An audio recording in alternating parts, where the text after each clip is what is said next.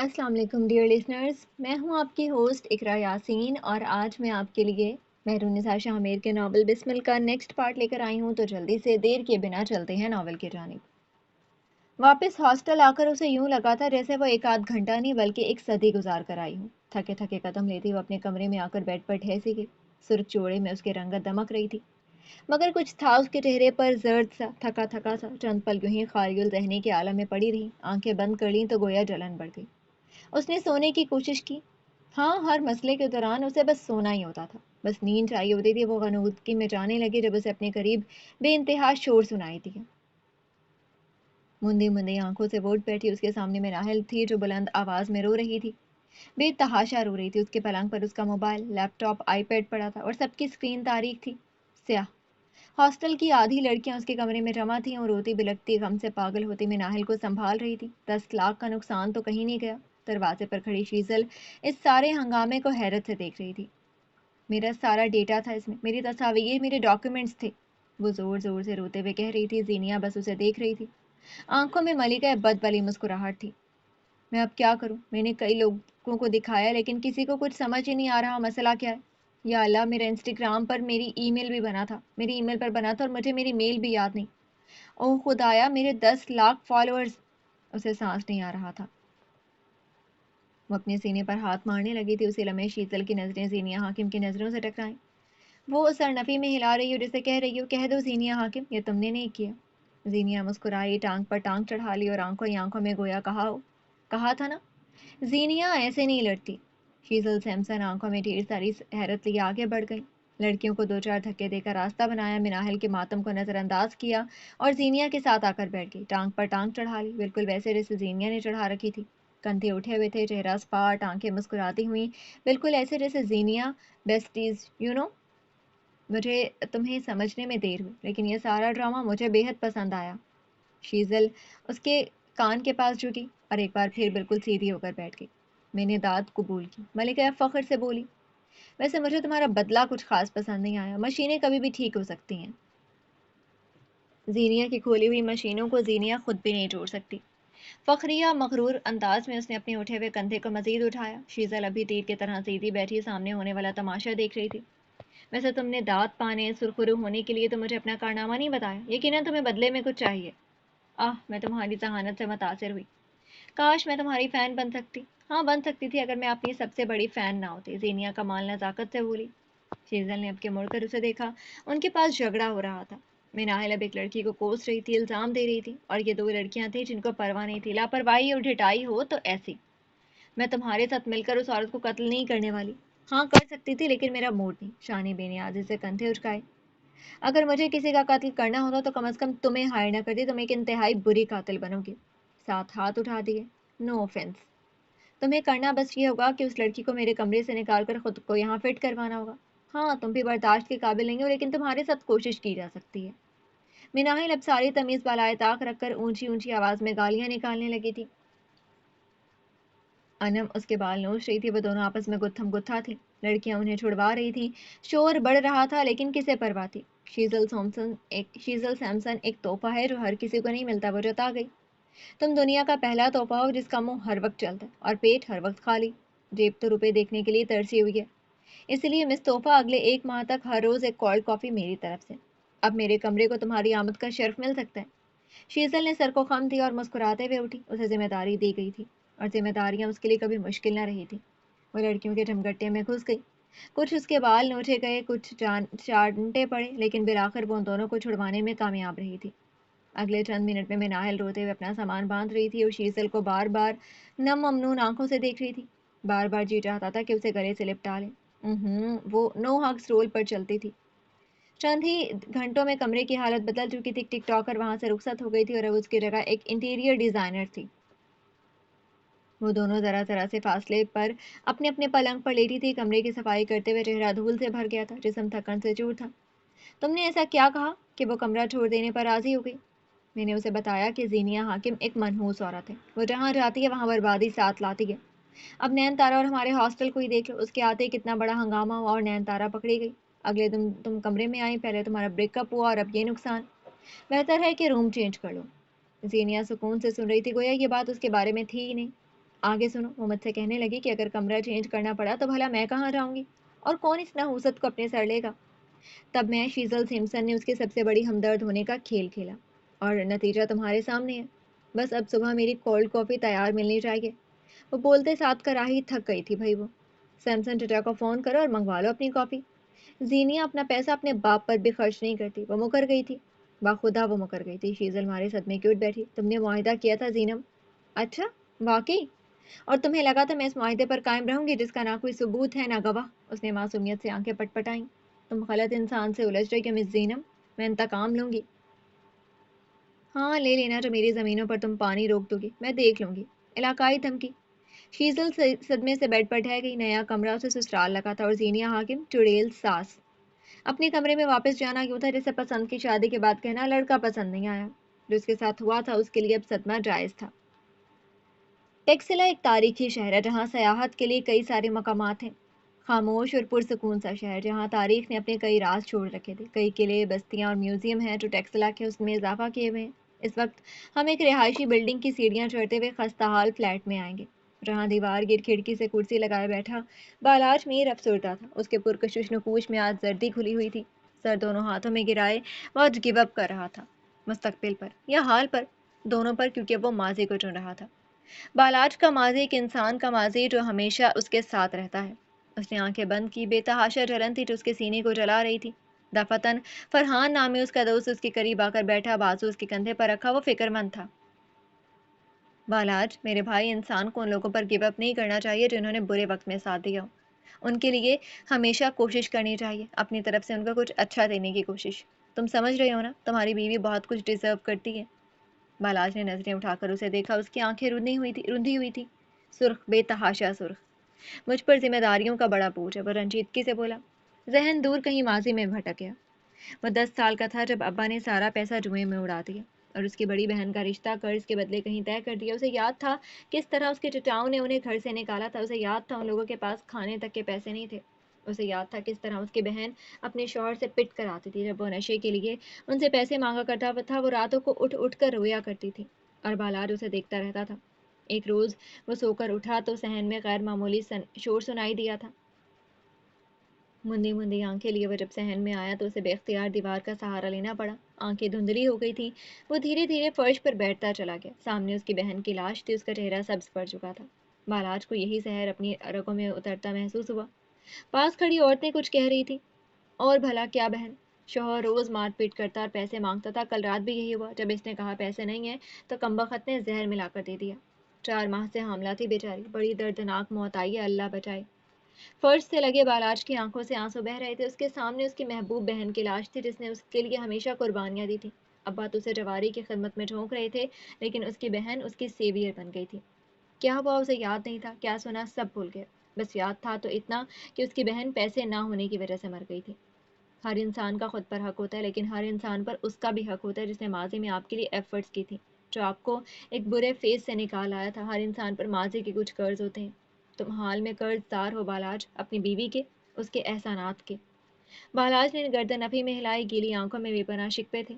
मैं अपने माजी में भी कर्जदार रह चुका हूँ, मुझे वो कर्ज उतारना है। उसकी बहन की मौत को 4 हफ्ते बीत चुके थे। अम्मा गम से निढाल थीं। अब्बा चंद दिन अफसरदा रहा और फिर वही नशा, वही जुआ। हाल बता, उन्होंने पुलिस में रिपोर्ट ज़रूर करवा दी थी। बालाज उनके साथ थाने के चक्कर लगाता रहता, अपनी बहन के लिए इंसाफ मांगता रहता, लेकिन अगली पार्टी तगड़ी थी कहकर उन्हें डाल दिया जाता। अब्बा अलबत्ता ऐसी कोई कोशिश नहीं दिखा रहे थे। वो घंटों घर में बड़ा सोचता रहता कि अगर उनकी भी कोई माशरती हैसियत होती, रुपया पैसा होता तो उनकी सुनी जाती। उसकी बहन के 3 बच्चे और एक मर चुकी औलाद को इंसाफ मिल जाता। उसे पैसा चाहिए था, ढेर सारा पैसा, ताकि उसकी बाकी की 3 बहनों को किसी जवारी के पास ना जाना पड़े, ताकि उसके यतीम भांजे एक अच्छी जिंदगी गुजार सके। उन्हीं दिनों अब्बा ने दीद की शर्त रख दी। बालाज उन दिनों टूट कर रह गया था। उसकी बहन का कत्ल 2 लाख में बेचा जा चुका था। उसकी माओ जैसी बहन, क्या उसके बच्चे 2 लाख सारी जिंदगी खा सकेंगे? क्या ये 2 लाख उनकी परवरिश कर सकेंगे? उसे नहीं मालूम था, उसे कुछ नहीं मालूम था सिवाय इसके कि उसे बहुत सारा पैसा चाहिए, माशरे में एक मुकाम चाहिए। वो अपनी बहन के बच्चों को देखता तो दिल घुटता था। वो बच्चों को वैसे ज़िंदगी नहीं दे पा रहा था जैसे उन्हें मिलनी चाहिए थी। फिर चंद रोज़ बाद ये जलन, ये घृणा ख़त्म हो गया। बच्चों का बाप अपनी गुंडागर्दी और ताकत के बल पर अपने तीनों बच्चों को ले जा चुका था। बालाज उस वक्त 16 साल का था। उसने वकील करना चाहा, केस लड़ना चाहा, मगर बेसुध। سیاہ لباس والی وکیل نے اول تو اس کی کمائیگی کی وجہ سے کیس نہ لیا، دوئم اسے خبردار کیا کہ ان کی معاشی حالت اس قدر بری ہے کہ عدالت چاہ کر بھی انہیں کسٹڈی نہیں دے سکتی۔ اس کی بہن کا قاتل جیل سے بچ گیا کیونکہ ان کے پاس پیسے نہیں تھے، وہ طاقت کے بل پر بچوں کو لے گیا کیونکہ بالاج کے پاس پیسے نہیں تھے۔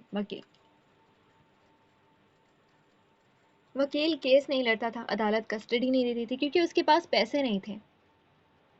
اسے مستقبل میں مضبوط بننا تھا، حیثیت بنانی تھی اور بس پیسہ کمانا تھا۔ اپنے ماضی کو بھول جانے والے انسان کے ہاتھ کچھ نہیں آتا، وہ چاہے جتنا آگے نکل جائے، قدرت اسے کھینچ کر اس کو اسکوائر ون پر لے آتی ہے۔ نیکی، وفا، ایثار کو بھلا دینے والا انسان کہیں کا نہیں رہتا۔ ایسا انسان ظالم ہوتا ہے، اپنے ساتھ بھی، وقت کے ساتھ بھی، اور اپنے مسیحا کے ساتھ بھی۔ کیا کوئی مسیحا یہ ڈیزرو کرتا ہے؟ فرحان اسے سمجھا رہا تھا کسی اور عورت کے متعلق، اور وہ سمجھ رہا تھا کسی اور عورت کے متعلق۔ قدرت کے فیصلے میں دیر ہے، اس وقت میری قسمت کا فیصلہ میرے ہاتھ میں ہے، اور میں بالاج میر اپنی قسمت کا فیصلہ کر چکا ہوں۔ حال میں میرا مسیحا کوئی بھی ہو، میں ماضی کے اس سیویئر کو نہیں بھول سکا۔ چند سال بعد اسے جو خبر ملی تھی وہ اس کی دنیا کو تہو بالا کر گئی تھی۔ ہسپتال کے سرد خانے میں وہ بکھری حالت میں کھڑا تھا، اس کے 2 معصوم بھانجے۔ آج وہ انہیں 5 سال بعد دیکھ رہا تھا، زندہ نہیں، مردہ، ساکن، بے سانس، سرد۔ اس کے چہرے پر آنکھوں سے گرتا ہوا پانی تھا۔ یہ لاشیں دیکھ کر نہیں آیا تھا، یہ ان لاشوں کے ادھڑے جسم دیکھ کر امڑ آیا تھا۔ بچوں کے گردے نکالے گئے تھے، ان کی آنکھیں سرے سے غائب تھی اور جسم جگہ جگہ سے پھٹا ہوا تھا۔ بالاج میر کو سخت سردی لگنے لگی تھی، پھر سخت گرمی، پھر رونا آیا، پھر غصہ، اور پھر بے بسی۔ اس کی بہن کا قاتل اور ان بچوں کے باپ سے کسی سے دشمنی مول لی تھی، اور وہ لوگ خطرناک تھے، اتنے کہ کسی کا جسم چیر دیتے اور سوچتے نہ تھے۔ اس نے لاکھ کوشش کی، اس نے لاکھ چاہا کہ وہ ان ادھڑے ہوئے جسموں کا بدلہ لے سکے، لیکن ان دونوں بچوں کا بڑا بھائی جو اس سرد خانے کے باہر بیٹھا تھا، اس کے تاثرات سپاٹ تھے۔ بالاج نم ہوتی آنکھوں سے اسے دیکھتا رہا، پھر اس کے قریب بیٹھ گیا، شکستگی سے، ہار مان کر۔ مجھے معاف کرنا، میں تم لوگوں کو بچا نہیں سکا۔ میں نے کوشش کی تھی، بہت کی، لیکن وہ رکا، گلا دکھ رہا تھا، سانسیں اٹک رہی تھی۔ مجھے معاف کرنا، ہم انتقام لیں گے، میں بس کر دیں یار، بچہ بے بسی سے چلایا۔ میری ماں مر گئی، آپ نے تب بھی یہی کہا تھا، ہماری کسٹڈی ہمارے باپ کو مل گئی، آپ نے تب بھی یہی کہا تھا، اور آپ اب بھی یہی کہہ رہے ہیں۔ تھک گیا ہوں آپ پر یقین کر کر کے۔ بخش دیں ہمیں، انتقام وہ لوگ لیتے ہیں جن کی کوئی حیثیت ہو، معاشرے میں جن کا مقام ہو، جن کے پاس پیسہ ہو، اور آپ، وہ گرایا، آپ کے پاس کچھ بھی نہیں ہے۔ بخش دیں ہمیں، منت وارا سرکار، منت وارا، شکریہ سرکار، شکریہ۔ اس روز بالاج یوسف میر نے خود سے ایک عہد کیا تھا کہ وہ اپنے باپ جیسا نہیں بنے گا، اپنی بہنوں کو ایک برے شوہر سے بچائے گا، اور اگر کوئی برا شوہر، کوئی برا حادثہ ان کی زندگی کا حصہ بن بھی گیا تو وہ اتنا پیسہ کمائے گا کہ عدلیہ، قانون اسے انصاف دینے پر مجبور ہو جائیں۔ پیسہ بالاج میر کو حل لگتا تھا، ہر قسم کے مسائل کا حل۔ وہ کمائے گا، اس کے لیے جو مرضی کرنا پڑے کر جائے گا، اور وہ کر رہا تھا۔ چند گھنٹے بعد وہ الماری کے سامنے کھڑا تھا، فون کان اور کندھے کے درمیان اٹکا رکھا تھا، چہرہ سنجیدہ تھا۔ سفید رنگ کا جوڑا نکالتے ہوئے اس کے سماعتوں سے ایک مانوس آواز ٹکرائی تھی۔ کیا میں یہ مان لوں کہ آپ مجھے مس کر رہی ہیں؟ زینیا مسکراتے ہوئے پوچھ رہی تھی۔ بالاج نے تھکن سے آنکھیں بند کر لی۔ تم جانتی ہو میں تم سے کتنی محبت کرتا ہوں۔ دوسری طرف خاموشی چھا گئی، مگر وہ بول رہا تھا۔ تم بہت اعلیٰ تھی زینی، ہمیشہ سے بہت اونچی۔ میں بس تمہیں دیکھ سکتا تھا، تمہاری خواہش کر سکتا تھا، تم میری ہو سکتی ہو، یہ تو میرے وہم و گمان میں بھی نہیں تھا، یہاں تک کہ میرے خیالوں کو بھی رسائی نہیں تھی۔ وہ ٹھہر ٹھہر کر بول رہا تھا۔ زینیا اسے سنتی گئی۔ پھر ایک دن تم مجھے مل گئی، اور میرے لیے دنیا مکمل ہو گئی، نعمتوں کی کوئی حد نہ رہی۔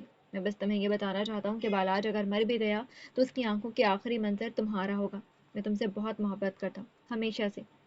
زینیا نہیں جانتی تھی کیوں، مگر اس کے یہ الفاظ اسے سکون دے رہے تھے۔ میرے دل میں تمہارا ایک مقام ہے، ہمیشہ تمہارا رہے گا۔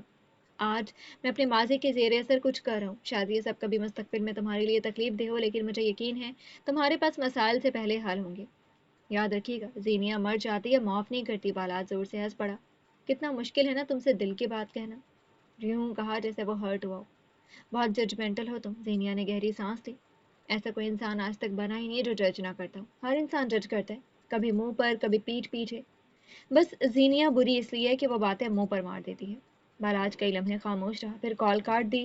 عجیب بےقلی سے سر پر سوار ہونے لگی تھی۔ کچھ وقت بعد وہ ایک کاغذ پر سائن کر رہا تھا۔ بالاج میر اپنی زندگی کی سب سے بڑی غلطی کر چکا تھا۔ ज़ीनिया हाकिम एक प्राइवेट एजेंसी में इंटरव्यू देने आई थी। ये एजेंसी शादी ब्याह, सालगिरह और दीगर तकरीबात के लिए प्रोफेशनल फोटोग्राफी करती थी। अपने कवाइफ वो एक हफ्ता कबल भेज चुकी थी, साथ साथ कुछ तस्वीर भी ईमेल कर दी थी। आज उसे एक कॉल आई थी और अब वो सुबह से यहीं इस इमारत में ख्वार हो रही थी। बालाज की कॉल अभी अभी बंद हुई थी। दूसरी मंजिल की राहदारी में बेंच पर बैठी ज़ीनिया हाकिम ने फ़ोन कान से उतारा तो वो परेशान लग रही थी। उसकी रंगत उड़ी हुई थी। दिल को बेख्तियार कोई जकड़ने लगा। कुछ बुरा, बहुत बुरा होने का इंदिया उसे मिल चुका था। मगर कहती थी कि उसे धोखा नहीं विजदान मिला करते हैं तो शायद गलत नहीं थी।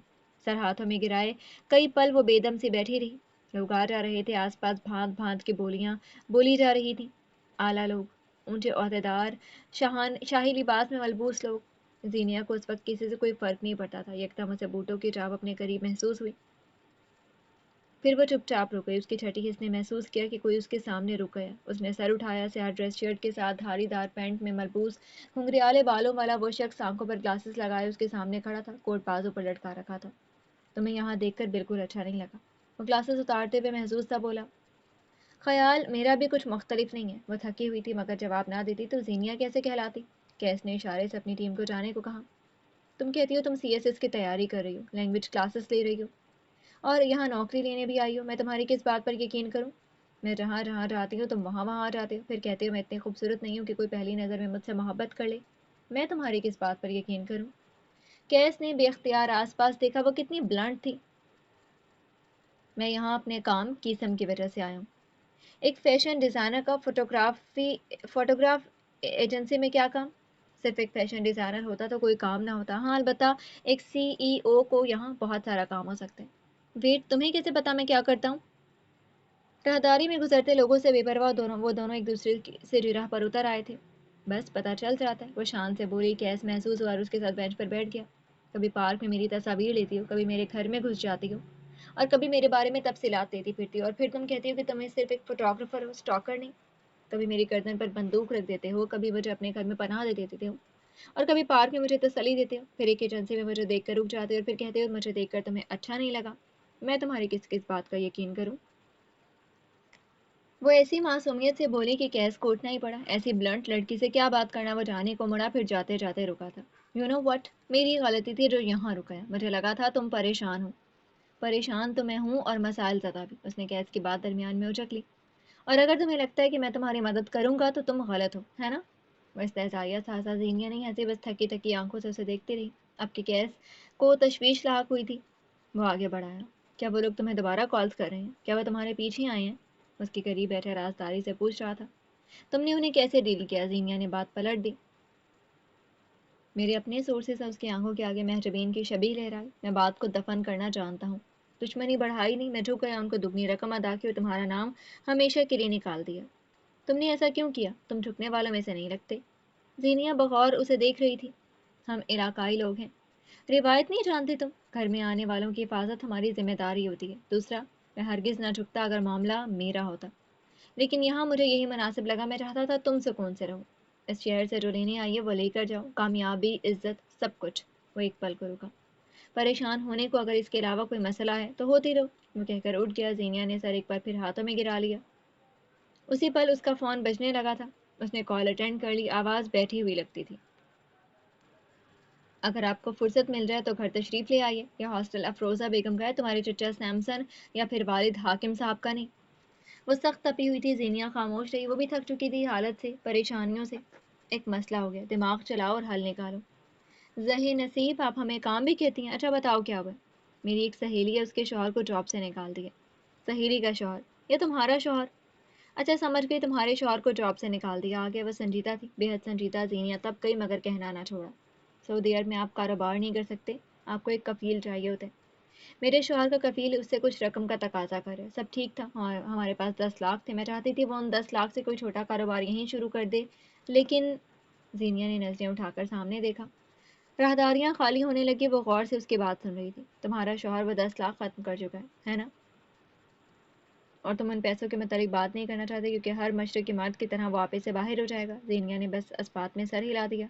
वो यहाँ नहीं रहना चाहता और बाहर जाने के लिए उसके पास रकम नहीं है। उसने मुझे अभी कॉल किया, वो गलत कामों में फंस रहा है। मैंने उसे एक ट्रैवल एजेंट से बात करते हुए सुना है, वो गैर कानूनी तरीके से किसी और मुल्क जा रहा है। मैं उसे इस तरह बर्बाद होते हुए नहीं देख सकती। کیا تم مجھ سے محبت کرتی ہو؟ اس سوال پر زینیا سوچ میں پڑ گئی۔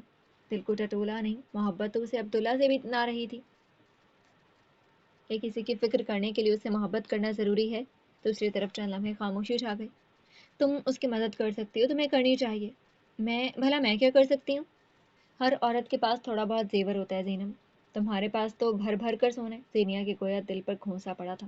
زیور، اس کا سونا، اس کی حص۔ زینیا تو اپنا نقلی زیور بھی سانج سانج کر رکھتی تھی۔ اپنا زیور بیچ کر اسے پیسہ دے دو، اور یاد رکھنا پیسے ہی دینا، کیونکہ وہ زیور لینا پسند نہیں کرے گا۔ پیسوں کو انکار کرنا مشکل ہوگا۔ زینیا کئی لمحے کچھ کہہ ہی نہ سکی، وہ شل رہ گئی تھی۔ یہ قربانی کیسے دے سکتی تھی؟ دے دیتی کہ اگر شاید سامنے عبداللہ ہوتا۔ کیا وہ اس شخص کے لیے اپنا دل بڑا کر سکتی تھی؟ کیا ہوا زینیا حاکم؟ کیا سونے سے زیادہ محبت ہے؟ کون سی عورت کو سونے سے محبت نہیں ہوتی؟ بدلے میں وہ تلخی سے بولی، پھر فون کاٹ دیا اور عمارت سے باہر نکل آئی۔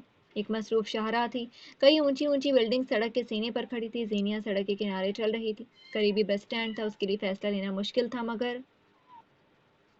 اس نے آنکھیں بند کی۔ اس کی آنکھوں کے آگے وہ بالاش تجوی یونیورسٹی کے باہر اس کے ہاتھ پکڑے رو رہا تھا۔ زینیا نے پٹ سے آنکھیں کھول دی، اسے تکلیف ہوئی تھی۔ ایک بار پھر آنکھیں بند ہوئیں۔ اس منظر میں وہ بالاج کو کچھ رقم دے رہی تھی، اور وہ پہلے متفکر ہوا، پھر اسے برا لگا، پھر وہ زینیا کو تشکر سے دیکھ رہا تھا، اگلے لمحے محبت سے، پھر وہ ڈھیر سارا مسکرایا۔ زینیا بند آنکھوں کے ساتھ مسکرائی۔ فیصلہ ہو چکا تھا، وہ اسے خوش دیکھنا چاہتی تھی، بس خوش۔ تمہیں لگا تھا تم مجھے دھوکہ دے سکتی ہو زینیا حاکم؟ ایک سرد سی آواز پر اس نے مڑ کر دیکھا، اسی لمحے بجلی زور سے کڑکی۔ تمہیں لگا تھا تم ہاسٹل کے باہر کھڑے قیس کو بے وقوف بنا سکتی ہو؟ تمہیں کیا لگا تھا؟ میں نے اس فرضی داستان پر یقین کر لیا تھا۔ آسمان سے کڑکتی بجلی کی روشنی میں اسے وہ لمحہ بھر کو نظر آیا تھا۔ اس کی آنکھوں میں صفاقی تھی، وہ سالم موت تھا۔ زینیا کو اپنا سانس رکتا محسوس ہوا۔ بارش ایک دم برسنے لگی تھی۔ میں اس روز بھی مشکوک تھا، میں اس روز بھی تم پر ایمان نہیں لایا تھا، لیکن آج وہ آگے آیا، عین اس کے سامنے۔ تمہارا بھید کھل چکا ہے زینیا حاکم۔ کیا اب کوئی تمہیں میرے عتاب سے بچا سکتا ہے؟ وہ آنکھوں میں سرد تاثر لیے اسے دیکھ رہا تھا۔ زینیا سن رہ گئی۔ بارش نے ان دونوں کو مکمل بھگو دیا تھا۔ کیا تمہارے پاس اپنی صفائی میں کہنے کو کچھ ہے؟ اس کی آواز میں تلواروں جیسے کاٹ تھی۔ زینیا اب بھی ساکن تھی، اس کا بھید کھل چکا تھا۔ کیا کوئی تھا جو اسے قیس کے عتاب سے بچا لے؟ باب ششم۔ جب بھید کھلیں گے ماضی کے، ہوں گے پردے فاش وقت کے قاضی کے۔ وہ لوگ جو تمہاری آنکھوں نے سفید پوش دیکھے، وہ کہ جو کم عقل کم ہوش دیکھے۔ یوں پلٹیں گے وہ وقت کی کایا، پھر دیکھو گے تم چھنتے سایہ۔ ہوگے پر ملال کیوں؟ کیا ان پر وقت ہے ضائع؟ کیوں کیا ان پر وقت ہے ضائع؟ کچھ باتیں، کچھ واقعے، کچھ لاہے ہیں، کھلیں گے وقت پر، کیونکہ قدرت نے فیصلے کروائے ہیں۔ لوگوں کے راز تو کھولتے ہو، کیوں گناہ نہ اپنا تولتے ہو؟ تم ہو سیاہ سے سرمئی بھی، نہ رنگ پہ اپنے بولتے ہو۔ ہیں بھید سبھی انسانوں کے، گنہگاروں کے، نیکوکاروں کے۔ ہے لاٹھی برستی محض غم کے معاش کے ماروں پہ۔ تم کو لگتا ہے یہ فیصلے ہیں نااہل حاکم کے؟ یہ کارنامے ہیں تمہارے اندر کے باطل کے۔ دور حاضر میں شامل جرم ہو تم بھی، میں بھی، یہ بھی۔ جب تلک حق نہ بولو گے، یوں ذات اپنی رولو گے۔ ہیں بھید تمہارے کھل چکے، راز دنیا کو سب مل چکے۔ کیسے کرو گے پھر دفاع اپنا، کیسے کرو گے سفید سیاہ اپنا؟ یہ بے بس کھوکھلی ہنسی تمہارا ڈالا ہے، یہ بے بس کھوکھلی ہنسی تمہاری ڈالا ہے مجھ کو بڑھتے حیرت میں۔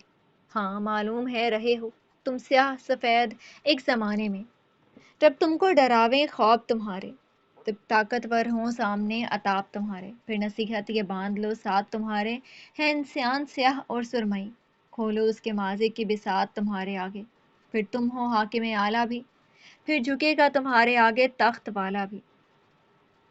رکھ یقین ہے ایک ماضی بھی، اور ماضی تو پھر بھید بھی، بھید تو پھر سیاہ سفید بھی، اور جب بھید کھلتے ہیں ماضی کے، پھر پلٹ جاتے ہیں خانے بازی کے۔ کیا تمہارے پاس اپنی صفائی میں کہنے کو کچھ ہے؟